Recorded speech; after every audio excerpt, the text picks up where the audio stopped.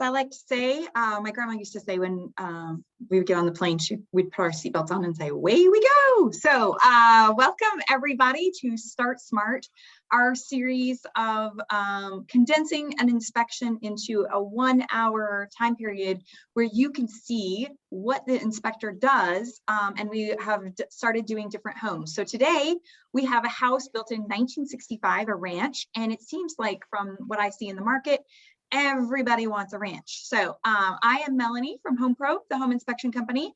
I have inspector guru extraordinaire Rael with me today. He can answer all the technical questions that we have.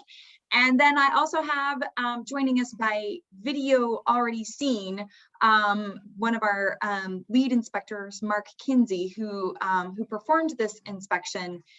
So we recorded a lot of that. We sometimes have Wi-Fi issues at the houses, so we have recorded snippets of him, and then Rael can answer any questions that you all have about the technical way that we do it. So with that, what we're going to do is we're going to go through our presentation, and then we will stay at the end and answer any questions that you all have. So I wanted to start by the beginning of an inspection, and we're going to watch what happens when the inspector actually pulls up and parks. That's really, I think the beginning of the inspection is when the phone rings. So maybe one day on these we'll have client services answering a phone call so you can hear what that sounds like when your clients call. But in terms of inspection day, the inspection starts when the inspector pulls up to the scene of the house. So with that, let me share Mark beginning this inspection.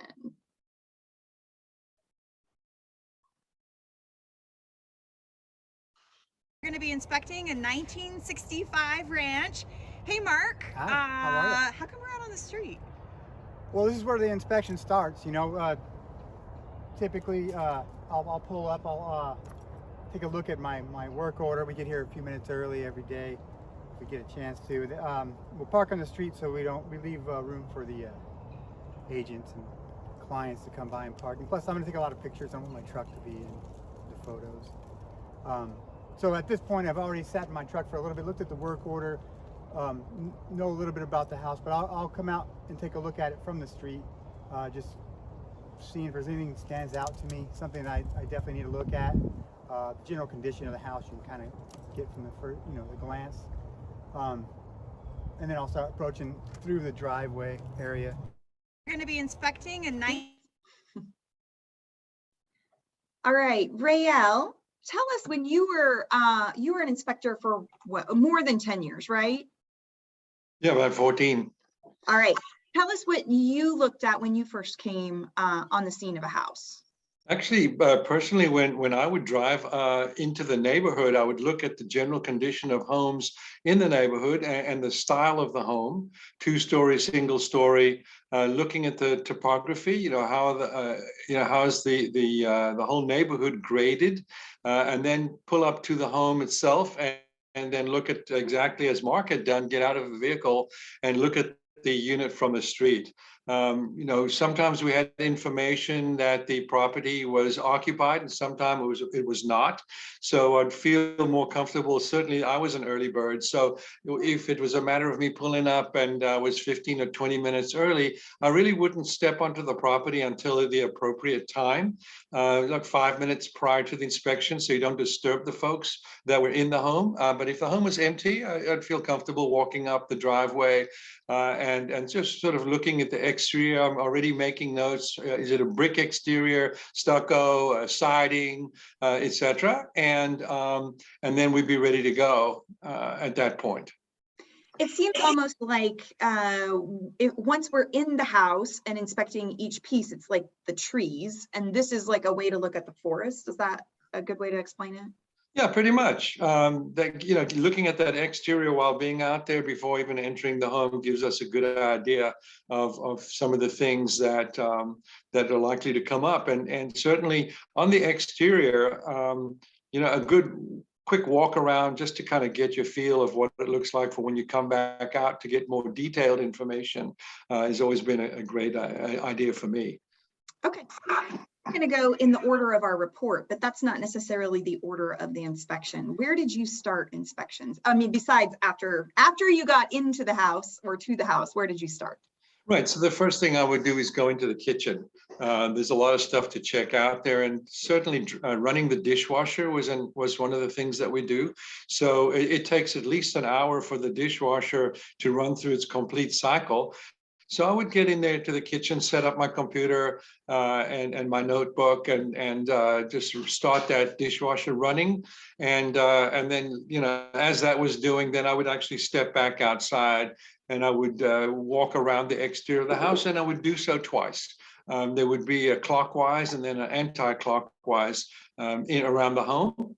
And that's where we're getting all our information about the exterior structure getting closer.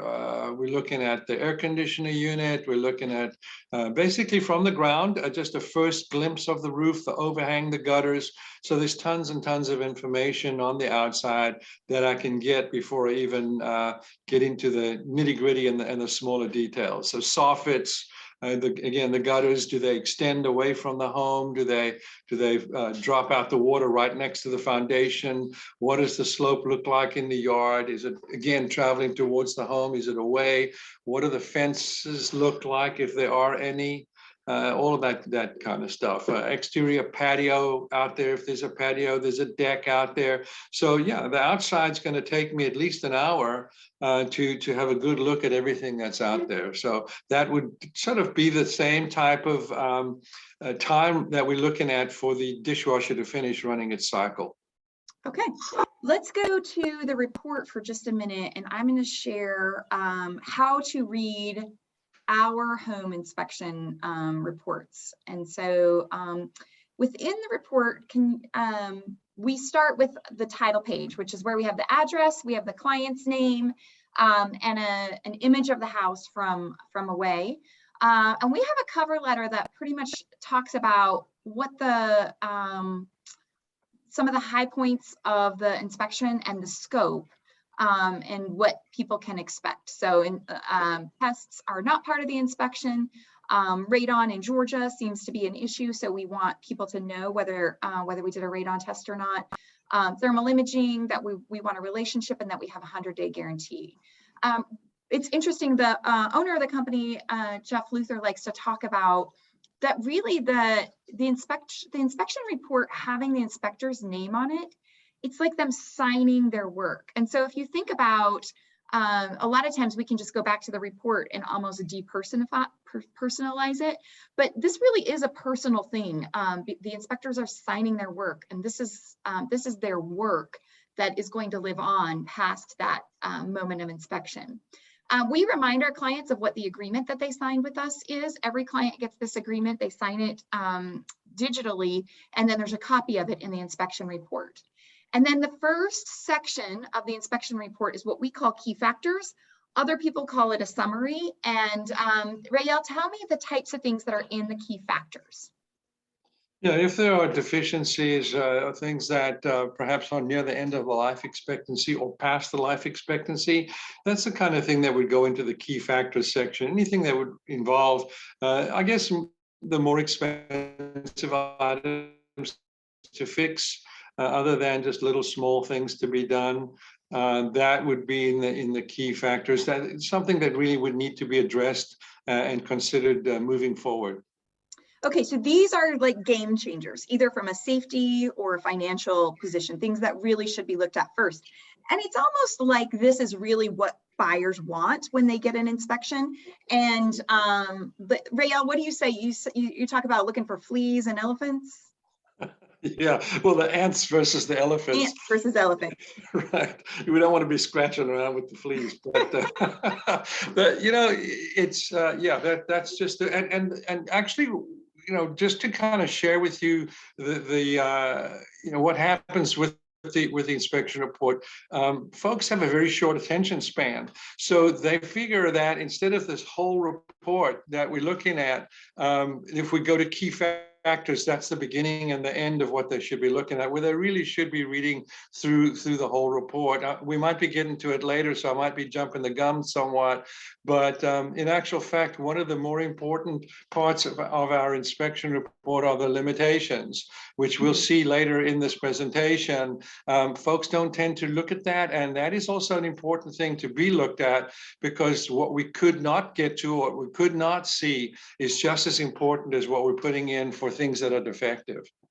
Right, right. You are transitioning me very well. So essentially, we're looking for the big things that would change your decision. We obviously think everything in the report has the potential to become something big, but there are things that we know need attention straight away and may be costly or may change a buyer's decision. Those are put in the key factors, and so, you know, and so sometimes people say, hey, can you just do a basic report? It's like all they want are the big things, but we can't find the big things without noting all of the ants, as Rael says as well. And so these are the elephants, and the rest of the report is the ants.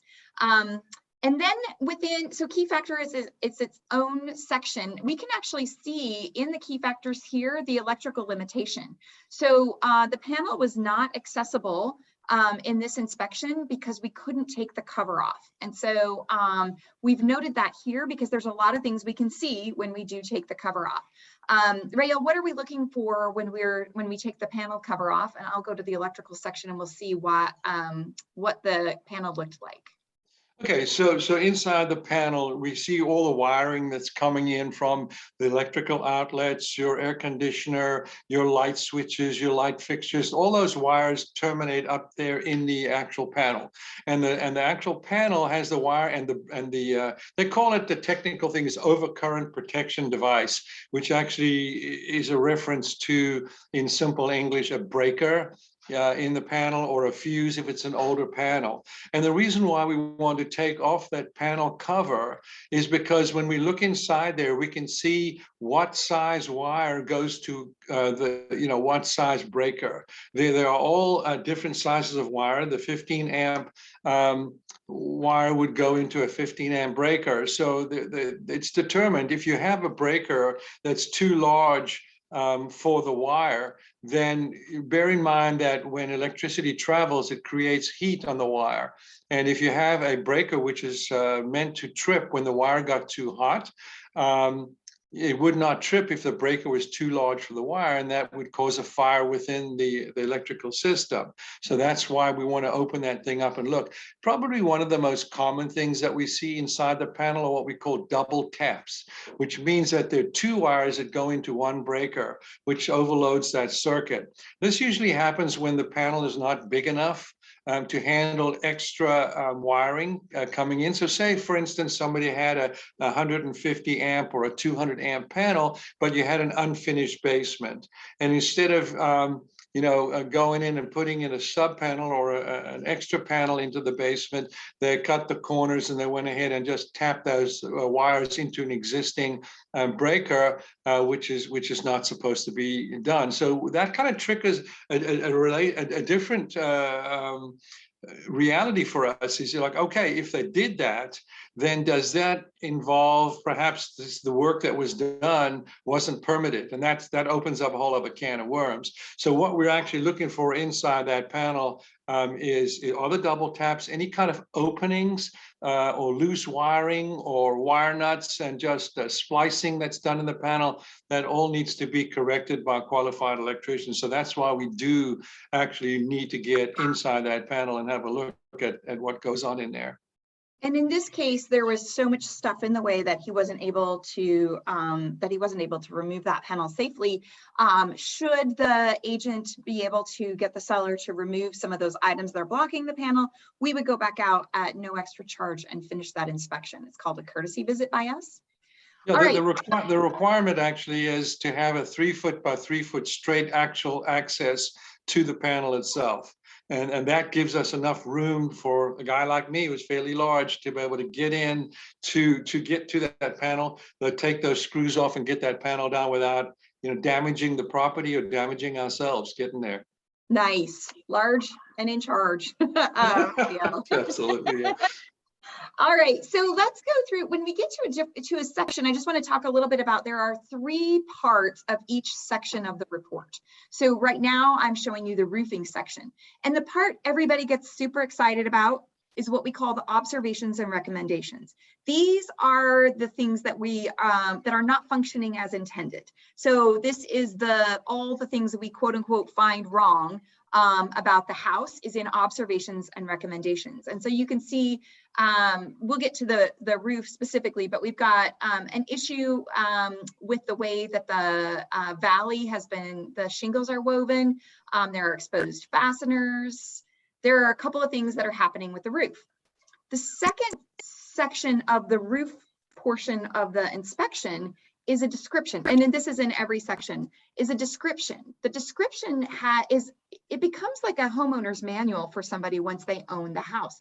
These are all the things that we inspected, and many of them didn't have an issue related to it. So for instance, this type of roof is a 3-tab roof that has a life expectancy of 15 to 20 years. So if it's nearing the end of the life expectancy, we'll put that in the report. But even if it's not, we still take pictures of what the roof looks like and tell the person what type of a roof they have and how long they can expect it to last. And then the third, and we can see the approximate age is 10 to 15 years. So the roof, in terms of age in this house, doesn't need attention, but it's important that the buyer later know what kind of a roof they have and what they can expect from it in the future. And that portion of information that we've gathered goes in description. So we're describing the roof. In the electrical section, we describe as much of the electrical system as we can, and then observations and recommendations are things that need attention to be functioning as intended. The third section, which Rael highlighted before, is where a lot of information can be found as well, and it probably gets the least amount of attention when people are reviewing reports, and that is called the methods and limitations, which is exactly what it sounds. How did we inspect that? The roof is probably the one where everybody cares the most how it was inspected. That's our method. And then limitations are things that we couldn't see that we would want to see. And so in this case, the roof had a lot of debris on it. You would not believe the number of times people call and say they have roof issues, where when we look back at their report, their roof was covered in leaves. We couldn't see what was happening with the shingles under the leaves and the debris. And so that is a limitation of the inspector. We don't get up on the roof and sweep it off and clean it off when we get up there. So we do our best with what we're given, but when there is a lot of debris, it means the inspector can't see the shingles themselves. And then we have the way that the inspection was performed. Here you can see it's by walking the roof. So that is our method. The limitations are the things that we couldn't see. That gets me to the roofing itself, but walking the roof, I wanted to tell you how we inspect roofs at HomeProbe. Our #1 way to inspect the roof is by walking it. Rael, what can you tell by walking a roof that you can't tell from a drone or binoculars? Right. The whole idea is actually to get our hands physically onto the shingle by looking at the shingle, kind of gauging about the age. You can see if there's any wear, is there any loss of granule. So, all of those we'd like to get our hands on it, certainly. And you can you could kind of twist the shingle a little bit or try to raise it a little bit. If we're looking at it, if it's really dried out and near the end of its life expectancy or past its life expectancy, it'll snap right on off. It's not like we're going to go rip the whole piece of roof off and create a leak, but just a little corner, just to kind of feel, is there any pliability at all left in the shingle, or is it, is it really brittle and dried out? Just being able to walk through it, just kind of skip back for a second as far as, looking at the methods and looking at the description. The questions often would come up is, well, did you inspect A, or did you inspect B? Or by having this inspection and by actually looking through each section of the inspection, you will see that everything that's listed there is probably going to be covered in the question that is there, because we'd like to eliminate those first phone calls to the agent, like, did they look at this? Did they look at that? If they really read the report, there's a description of everything in there, and they can get that information. So jumping back to that roof shingle, we want to walk it first, but it needs to be a safe situation for us to do so. But as Melanie mentioned, we have a couple of other methods, including our drones, to have a good look at the top of that. And it's not only the shingles itself, it's all those roof penetrations, like for the furnace vent and for the hot water heater vent that's coming through, the flashings, where the vents are located. The one picture that we're showing right here, right in that valley, that is a potential, ongoing problem that needs to be relocated, to another section, not in that on the side slope of that piece of the roof there. That was likely a vaulting of a roof in an attic for living space, and they never moved the original flashing and vent, but it should have been relocated. Why should it be relocated? What's wrong with it being there? Well, what it is the water that flows over the side right there is going to penetrate underneath that flashing and cause a leak right there in that location. So we'd like to get that on a flat surface if we can. Okay, that makes sense. What's wrong with the exposed fasteners on a roof? Actually, that's not a bad looking pair of sneakers as an aside there. Yeah, once the nails or the heads of the nails, the fasteners are showing right there, there's a potential leak. So we should just, it's a small fix, just using some silicone or some roofing cement to cover and seal up that area with it's the same as a pop on a drywall where the actual fastener is coming loose. It's a small fix. So more of a maintenance issue. And let's face it, in all of our homes, it's maintenance, maintenance, maintenance. We need to constantly take care of it because we'd like it to be something that would increase in value over time, as we've seen over the last few years. And one more thing, can you see the weave that's here in this valley and why it might be suspect? Right. So roofers or fix-it men, ladies, whoever goes to do that, what you're seeing here is if you look at that shingle that is lighter colored, it's running at an angle sort of almost from right to left as it's going down versus horizontal in the gray part that's closest to us in the camera, as well as on the far side. So it's at a different angle, and because it's of a different angle, the water flow on that piece of roof is going to be different going into the valley. And when you do that, you may be creating an issue for a leak right there. And do bear in mind, look at the debris that's on there. The biggest issue with leaks where we have valleys is the buildup of pine needles, straw, leaves, whatever debris is fallen on that roof, and they kind of nestle into that valley. What happens there is that it stays wet, it doesn't dry out right away, and water will eventually make its way in if that area in the valley is not sealed up correctly. And when I say sealed up, I do not mean just putting some silicone caulk or some roofing cement down through there, but in actual fact, where the shingles are correctly woven in, where they will create the proper drainage that goes through there. Thank you. One of the things that was surprising to me when I first started working at Home Probe was I thought that shingles were waterproof. And so learning that these shingles actually just direct the flow of water. And so that's what you mean, I think, when you're saying they're at different angles, so they're not directing all the flow away from the roof. And then that debris stops the water from flowing, and so it stays wet there because our friend the sun can't get to it. Right. All right.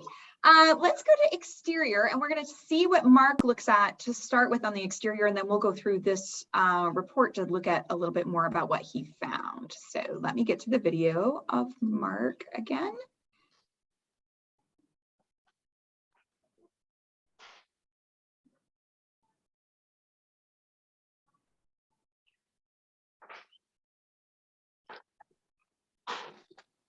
Here we go. Action.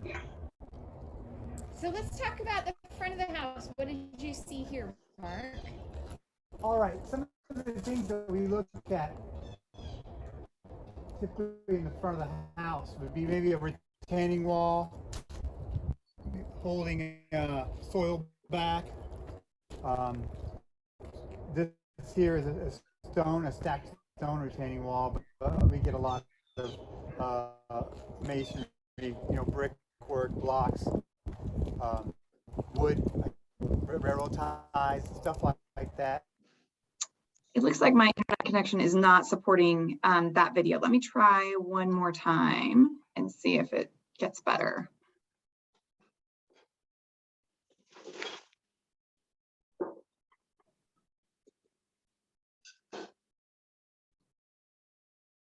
Action. So let's talk about the front of the house. What did you see here, Mark?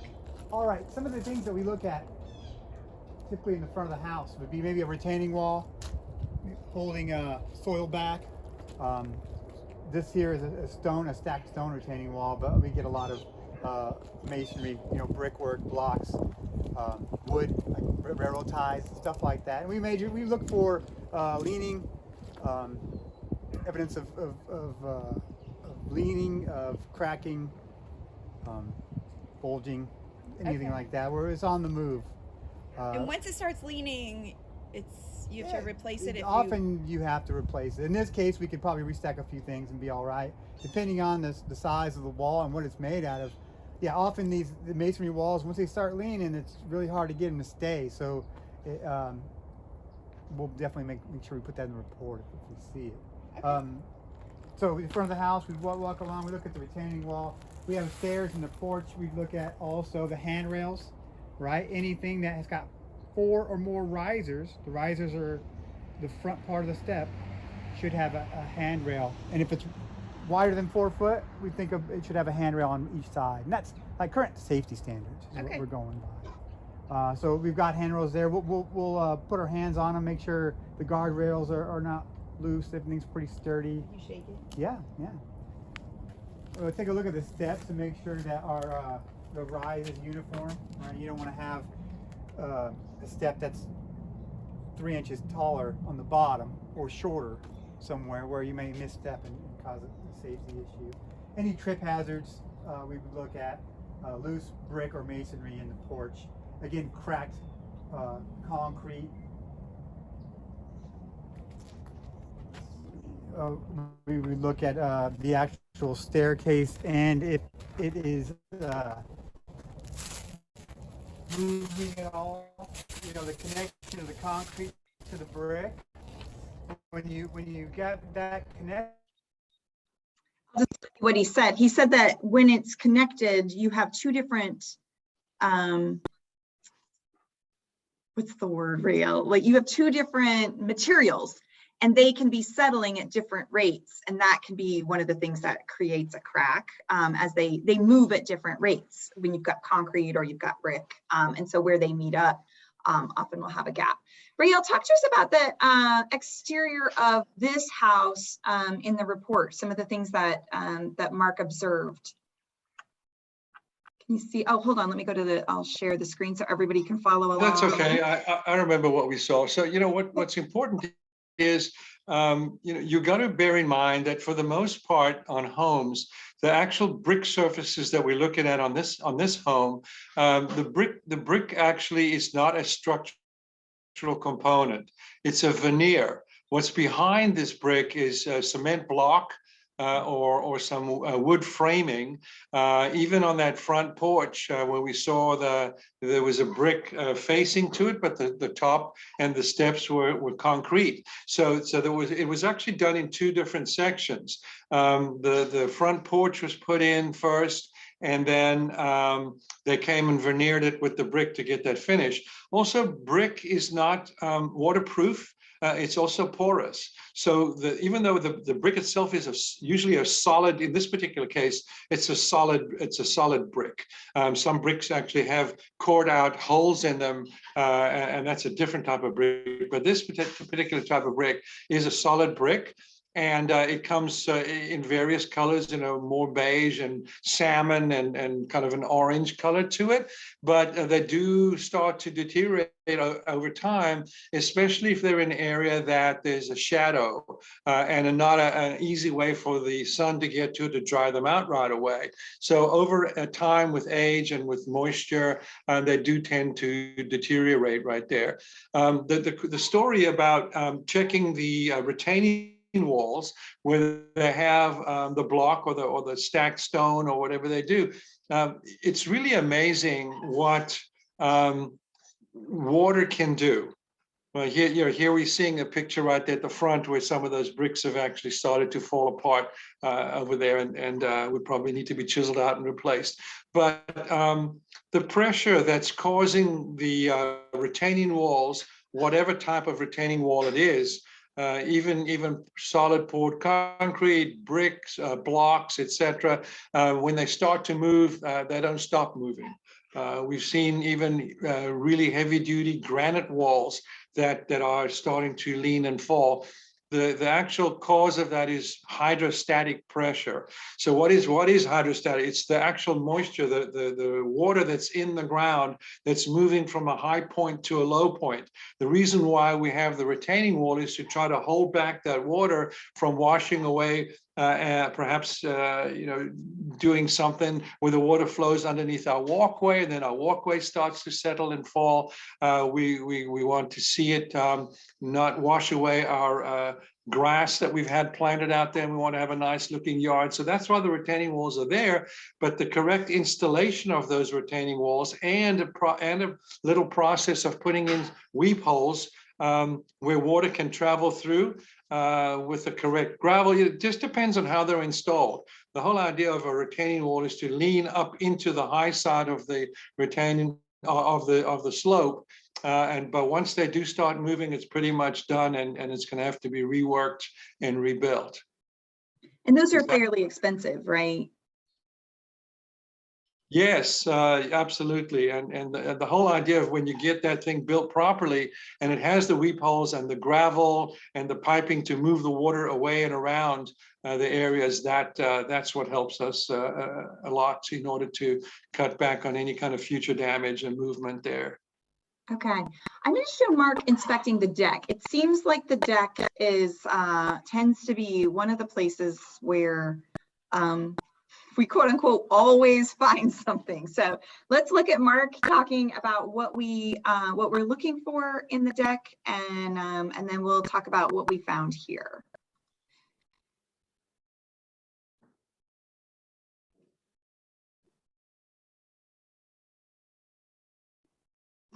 Action.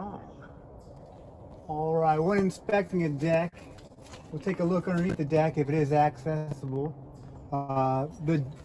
The connection to the deck to the house, we'll be looking for those, the through bolts there, flashing if necessary. Like in this, the joist hangers or whatever the bearing points are on the joist. In this case, the joist hangers are missing nails, right? So that'll be something that should be corrected, and that's pretty widespread here. Also, they've got some joist hangers completely missing over right where it connects to the end joist. That's over here as well. We'll be looking at the columns of supports, looking at wood to soil contact where we have that. The connections of the deck, how the column is connected to the beam, or the beam connected to the joist. All that stuff was under consideration. We'll be looking also at the safety of the deck, right? In this case, we're missing guardrails. We've got the screen kind of holding it, all the storage up. So I'll mention that they're missing there. All right, so going back to the report. So Rael, at what point do you just say in a report, you just need a new deck? Well, kind of jumping, this is a whole different ball of wax when we're talking about decks. So, are we looking at a deck that was original with the house that might have been built in the 50s or 60s? Perhaps at the time that it was built, it was acceptable per code. And if we look at what's current, then it's a different set of standards. Now, we don't do code inspections, but if work was done at the time that the house was built and it's not a safety issue, then it is kind of grandfathered in. But what we're looking at here is a definite safety issue. So we're looking at in this picture the joist hangers, because back in the 60s, when I was in construction, to nail the floor joist to that ledger board was totally acceptable, but it's not anymore. It really was kind of a weak way of connecting those two pieces of lumber together. So the joist hanger was a great development to give us extra support for the floor system here. But in the package, when you order your joist hangers, it come with a package of nails, and the nails are supposed to go into every single round opening that we see here. And that's what Mark was pointing out, that we were actually missing some of the nails. In order for this to be acceptable, the nails would need to be in each of those holes in each of those locations. And you also wouldn't need it to have the joist hangers on both ends of the connectors. So we saw the picture here, we're up against the house. On the other end, we had it on the outside band of the actual deck itself. And we should have had some, right there behind the lattice work, we should have had some more joist hangers on that end. As far as the supports, you saw multiple supports underneath there. There were wood supports, and there was a steel column support. The steel column support was likely the original supports that were put in when the deck was built, because that's the way they used to do it back then. But as Mark pointed out, we had soil contact with the support. So whether it be steel or whether it be wood, we don't want that in contact with the soil. Figuring out, if we've got moisture, we've got some kind of a component that can deteriorate, like rusting or termites getting into it in the case of wood, we'd want to eliminate that. So what we would need is, instead of those little blocks that we saw that were supporting the little wood supports there that were going vertical, we would like to have seen perhaps a little footer dug and had a cement base that was just slightly above the ground level or dirt level, and then put our supports on top of that. There are also different types of connectors that would be attached to both the wood support and the concrete base, which would make it a lot more stable. So those are the kind of safety upgrades that we'd be looking for. When I see the structure as we're looking at now with the screen porch, and we see that horizontal break basically between the floor system and the very top, that tells me that most likely originally it was just a deck, and then the folks decided to put a roof on top. You can see the way it's cut in next to the gutters right there, and extended what we call a shed roof, or a flat top roof over the top, and then screened it on in. And so they screened it in there, whereas prior to this, they might have just been a structure with a horizontal break, perhaps at 2 or 3 feet above the floor. Now we've got a screen there, and certainly it wouldn't hold a lot of weight. If somebody would fall against it, they could literally fall out of that area, and they would hurt themselves. Basically, when you're approximately 2 to 3 feet above the ground, we need some more horizontal protection there for folks to fall out, in case they do, to stop them from falling through that area. So that would be something that would be considered. Funny enough, right below, sometimes we get an area like a deck that does have that same type of structure with not enough protection on the bottom. And a really simple fix for that doesn't have to be expensive. Just literally the installation of that same type of material, or that lattice work. When we see a deck that has perhaps a seat bench or something that's not protected enough, we could put in some lattice work, and that would be just a fine, potential repair. Okay, let's move on. There's a couple more things that we find in the exterior that I will have, we'll watch Mark do. One of those is the water pressure. Here we go. Try to check the water pressure if we can. Places that we check it typically would be ideally maybe a laundry area, if there's not a washer and dryer or washing machines installed there. Exterior hose bibs, typically the rear exterior hose bib or exterior hose bib that's past the pressure reduction valve. That way we get the actual pressure of the house, not what the city is giving us. So I'll put my gauge on there.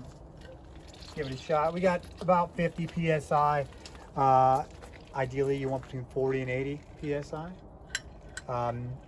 It does change per floor, right? So if this were a 3-story house, it may be different on the third floor than it is on the first floor.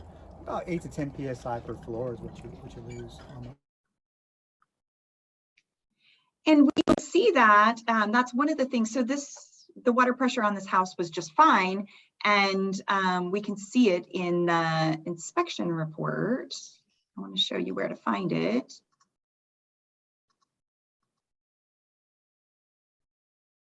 So it's going to be in the description section. So you can tell what kind of water pressure there is. That's where we put it. Here we have the water heater type, which we'll get to when we get to the interior of the house. So there's lots of information in the description section that does exactly what Rael said and shows that we inspected that portion of the house. Let's move to the cooling, the heating and cooling sections, and we were able to get part of that from this inspection report. But let's watch what Mark does when he inspects the exterior, how heating and cooling is impacted. Let's see.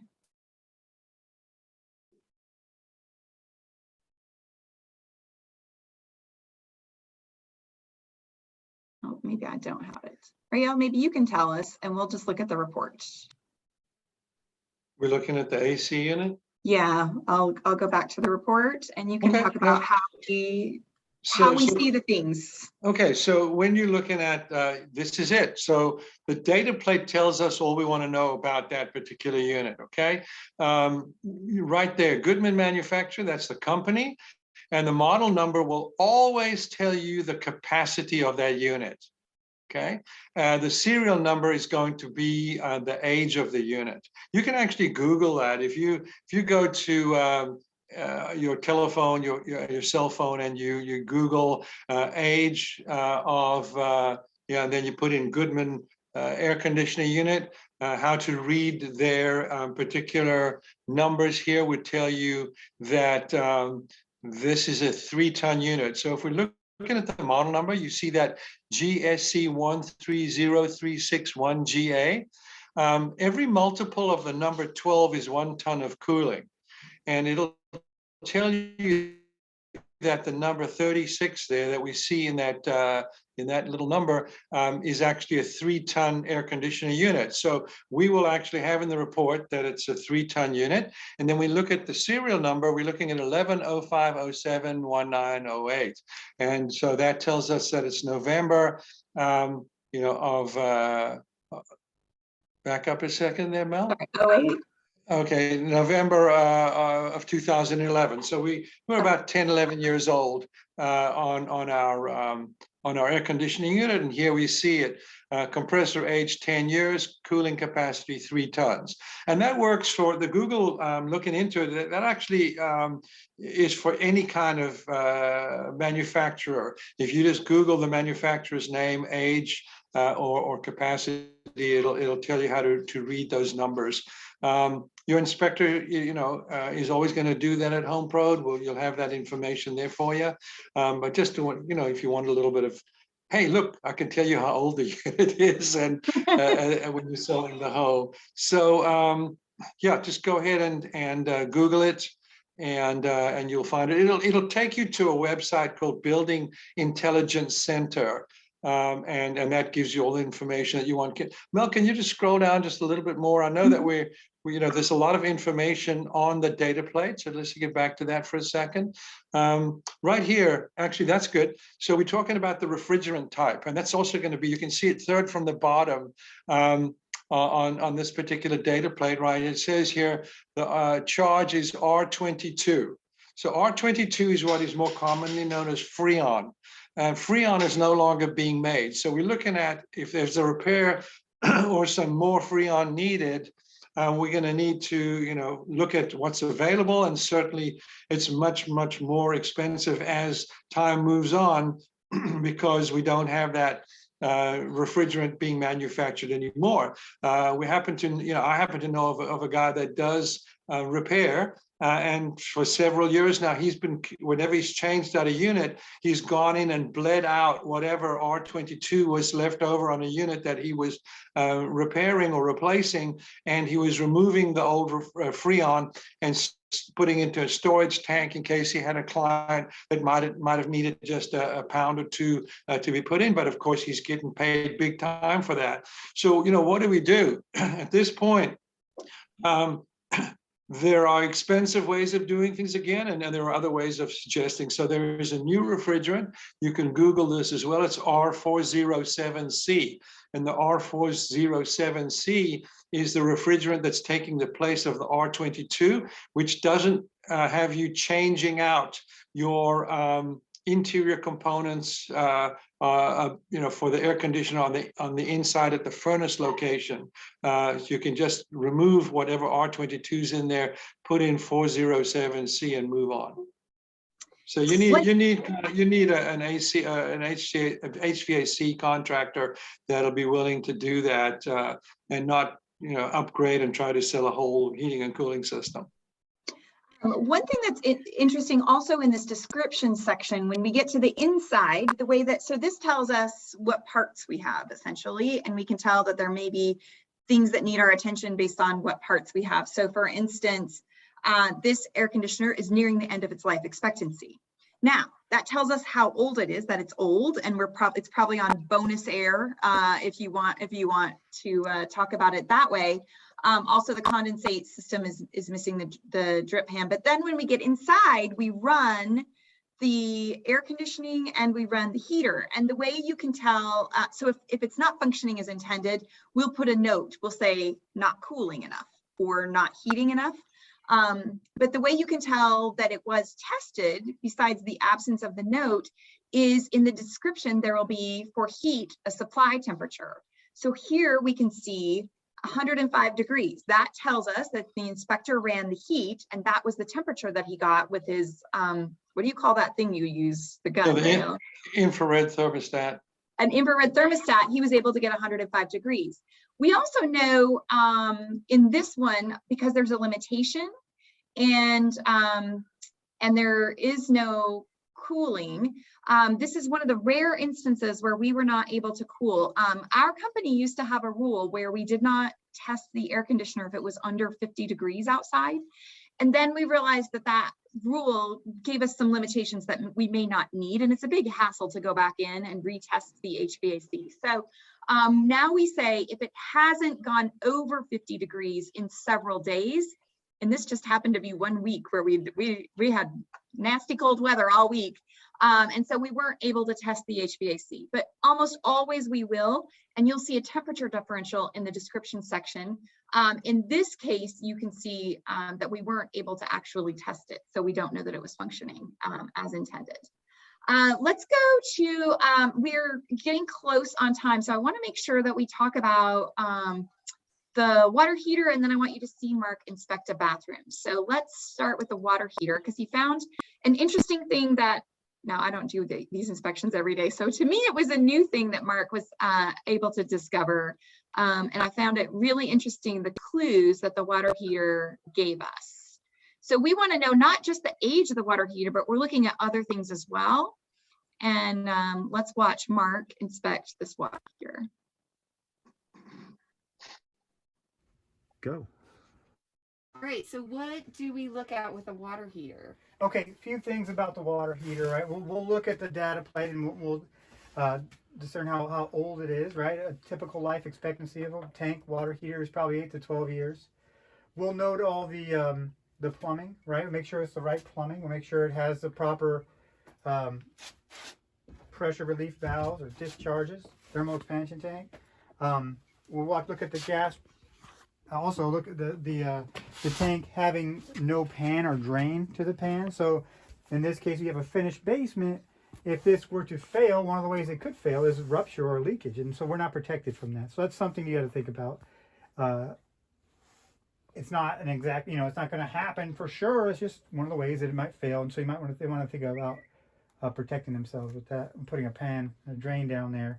We also look at the gas line coming in and make sure that's stable. It's got a sediment trap or drip leg down there. Oops. Right there.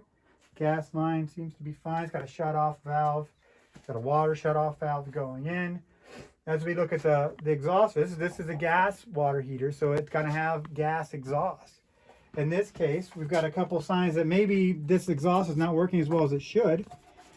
These little flanges around the outside of the supply valves, they get melted. That's kind of an indication that it could be backtracking. So that may be an issue. I'll just recommend they have a plumber come and take a look at it. Something else would be maybe the rust on the line. Right? So how does that rust get there? Yeah, so what the exhaust does is it tries to climb, and it's being directed by the plumbing.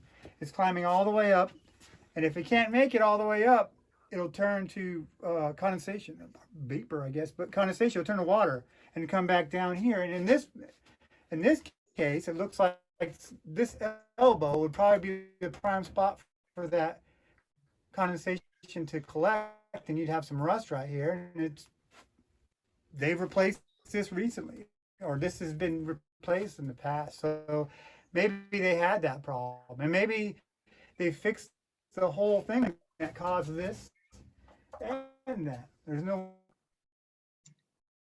So what he was saying before our internet did not give him the power to say it was that the elbow had been replaced recently, and what we don't know as a home inspector is, did they fix the way the exhaust was flowing so that it would work, or did they just replace the elbow because it was rusted? And so that's why Mark here is recommending a plumber.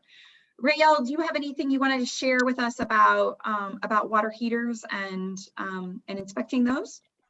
Well, actually, in that particular case, where Mark was pointing out the condensation that was building up, what we would see is that original vent that was coming off the top of the hot water heater was a 4-inch vent, and they were going up to the elbow, which was probably coming from the furnace, an exhaust vent there too, and it expanded up to a 6-inch vent, which is larger. And so now we're going from a smaller to a larger, and then once you get that larger capacity, that's where it's probably turning into condensation and actually flowing back down and causing that heat to be above the hot water heater, and that's where it started to deteriorate those flanges at the very top where the water lines tied in, right there where it's circled. So also you can see the staining that's on the vent connector and the hood right above the hot water heater right there. So yeah, good call. You know, on that in particular. Yeah, I guess that's about it on the hot water heaters. And the gas versus electric, you know, folks are actually moving also into smaller units, you know, the wall units. That's a whole different issue. But in this particular case, 8 to 12 years, nobody changes the hot water heater if it's getting close to 12 years, and unfortunately the results are there. You know, the thing is that with the real estate market the way it is now, if you start asking for too much stuff, perhaps that backup contract or two might provide a bit of a problem, but certainly need to take care of this stuff. Right, and mostly what people need is to know what they're getting, right? That's what we provide is certainty. So some people say we provide peace of mind, but maybe it doesn't give you peace of mind to know that your water heater is old, but you know what you're getting in terms of the house, and you can evaluate, is the price of the house fair for the things that I'm getting in the current market situation that we're in? And that's why we really need realtors. We as consumers really need realtors to be able to help us digest what this inspection report is saying about the condition and tell us, does that condition match the market price that we're paying? And you know, our prices are going up and up and up, but that's what the market is doing right now. You know, the value of something is what somebody will pay for it. So I want to make sure that you watch Mark. One of the things that I did that was really a fun part of my job is one quarter, I went and followed every single inspector around for a day. And so I got to see a little bit about the difference in bedside manner of our inspectors. Our inspectors all follow the same requirements, and they all have the same reporting system. And so we all treat things like temporary supports the same way. And we all treat HVAC, we all decide the same on whether we're going to test the HVAC or not test it. And so those things are standard when you get a home probe inspector. It's just the little pieces like bedside manner, how do you talk to the clients? Those types of things will vary based on the inspector. And so I had the chance to follow inspectors around and watch them, and every single one, I remember thinking, I'm surprised we do not get complaints from sellers about how much water we run when we're doing the inspection. And so one of the things that I noticed is that every room that has a plumbing fixture in it, we run the water the entire time we're in that room. So I'm going to show you Mark inspecting one of the bathrooms of this home and see if that strikes you, because it's fascinating to me. I don't think the water gets run in my bathroom that much as we're using it, for sure. And so let's take a look and see how long this video will last, how long our internet will last. All right. There's a lot of water running. Mark, what are you doing in the bathroom? Right in the bathroom, right, we'll run all the water. We'll run the sink, we'll run the shower, the bath, whatever it is, for as long as we're in the room. We'll try to run it for as long as we can. While we're doing that, we're looking at, you know, the toilet. We're flushing the toilet, making sure it's secured in place, making sure that the supply lines aren't leaking. In this case, if we're in DeKalb County, we'll make sure that the equipment is low flow. We'll note imperfections in the tub, right? Surface defects. We're looking for grout or caulking missing in the shower. We're looking for cracked tiles, cracked surfaces. In this case, we've got, looks like a little bit of water damage there. They probably had an issue, so they put an access panel in there. So I'll open that up and look in there and just see what I can see. But I'll make a note of this in the report to request disclosure or consult a qualified contractor. We'll run the exhaust and make sure that that's getting out of the building. How do you make sure the exhaust gets out of the building? We'll leave it running, and when we walk the outside, we'll be able to tell. Sometimes we can't, and we'll make a note of it. Okay. It's either in the attic space or the exterior. We'll see the vent. They'll be running. So during our inspections, we'll often have the fans running the whole time. Okay. Just because of timing when you're walking around the place. We're going to look at the faucet, make sure that the hot and cold areas are right. Make sure, you know, you got a loose handle here, not a big deal, but we'll put in the report.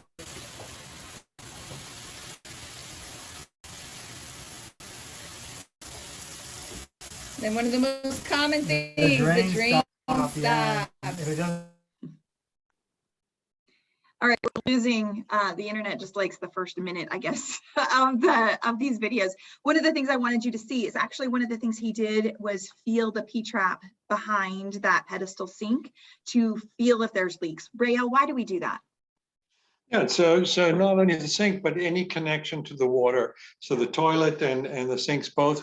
Basically, for little bitty drips that is actually coming out there, the connections, either at the water stop or actually the connection to the faucet. We put our hands back there to see if there's any moisture, and that's going to tell us if we have a leak or not. Pretty simple.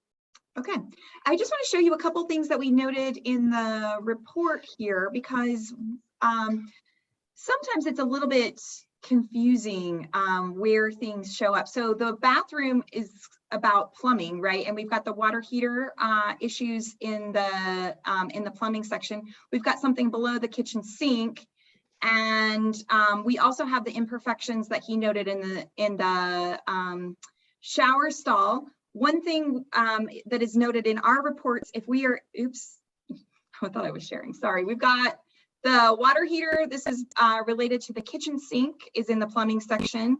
And then we've got these imperfections that Mark noted in the tub itself, the shower stall itself. He also noted the DeKalb low flow, that the house meets DeKalb County's requirements for low flow fixtures. That's part of our inspection for DeKalb County homes. In Georgia, in DeKalb County, the county will not turn water on for a person unless they have a certificate signed by a home inspector or a plumber that says that their fixtures are low flow. We include that as part of our service. And so it will be in the report, whether it's low flow or not, whether you need repairs to it or not. One thing that's interesting is one of the things that he noted was the roof or the ceiling of that shower. And that is going to actually be in the interior section. Things related to ceilings, that water damage that he saw related to the ceiling is going to be in the interior section. And so that's where those types of things go. So basement leaks, leaks that we see in the basement are also in the interior section. You can see in this basement, we found water intrusion. That's in the interior section. And finally, I'll close with the description portion of the interior section. See the appliances here? This shows you all of the appliances that we tested. So the built-in appliances are the ones that the inspector will look at and test. And so if there is no garbage disposal, waste disposal, there won't be one in the appliance section, but we won't highlight that because it's not a required item in a house. It's perfectly acceptable to ASHI for you to live in a house that doesn't have a garbage disposal. If it does have a waste disposal and that waste disposal isn't working, that will be a notation in the observations and recommendations. If it's working just fine, you can tell that it's there and it's working because it's in the description section. These are all of the appliances that we tested. And so that tells you that we ran the dishwasher. It tells you that we turned on the range fuels gas type. So like I said, this becomes a homeowner's manual. And what's interesting is you can see each of these blue links will take you to another page that can give you more descriptions about the different item that we found. So with that, we are going to end the planned portion of our discussion today, and we'll go to the chat and see if it looks like there are a couple of questions in the chat. So Rael, I'm going to have you answer these questions. They want to know again how you read the age from the serial number. So let me go back to the report to share it, and you can walk us through that one more time.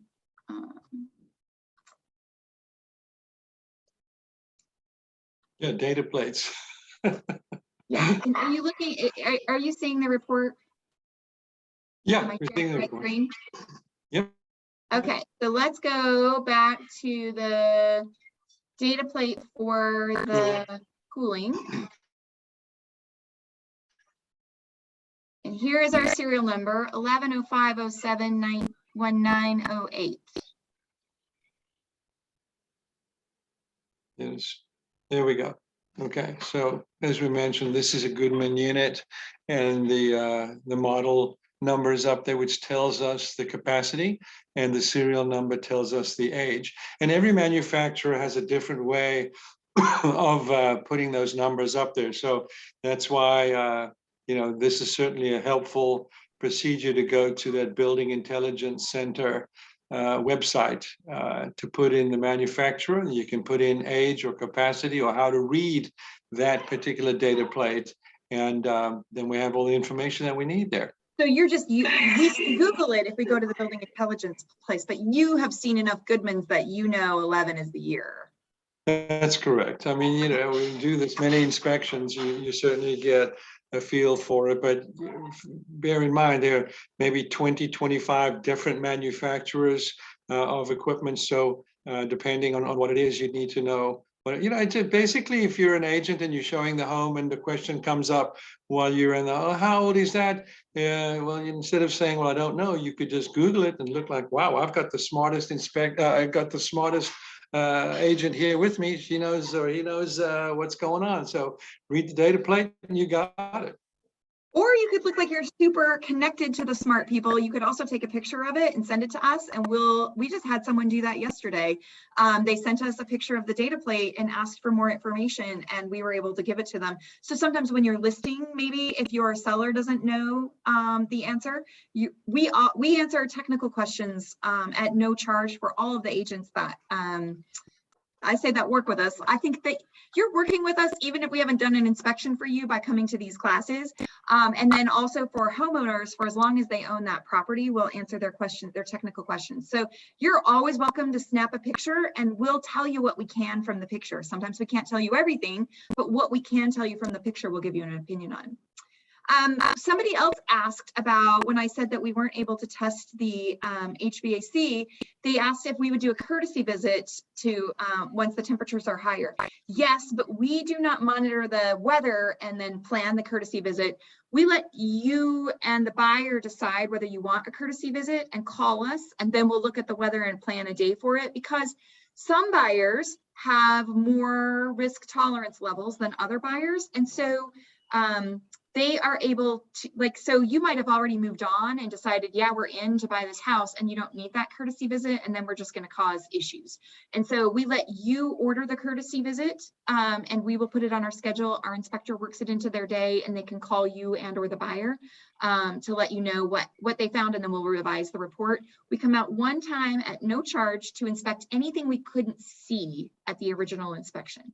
If you ask the seller to make repairs to something we already told you was not functioning as intended, that is re-inspecting the same thing. And for that, there is a nominal charge based on the number of types, the number of things that you want us to inspect. All right, I think that's the end of the questions, Rael. It was so good to see you again. You can join Rael every Wednesday to deconstruct the house into bit by bit and see all the fun things that we've seen in different parts of the house. He'll be here next Wednesday, and we're going to actually extend that series on where we're going to start inviting other experts in the real estate industry. So on March 16th, I want you to look forward to seeing how does the inspection affect the mortgage. So sometimes you'll notice that the mortgage person will ask the mortgage company will ask for things. They want proof of repair and things like that. And we will ask some mortgage experts about how the inspection affects the mortgage based on the different types of mortgages, whether you're doing a VA, an FHA, a conventional. So look for that. So every Wednesday, you get the smartest and the best in the real estate world, and then we sprinkle other classes in throughout. Go to home-probe.com, our training section, and you can sign up for more things on the calendar. Take care, everybody.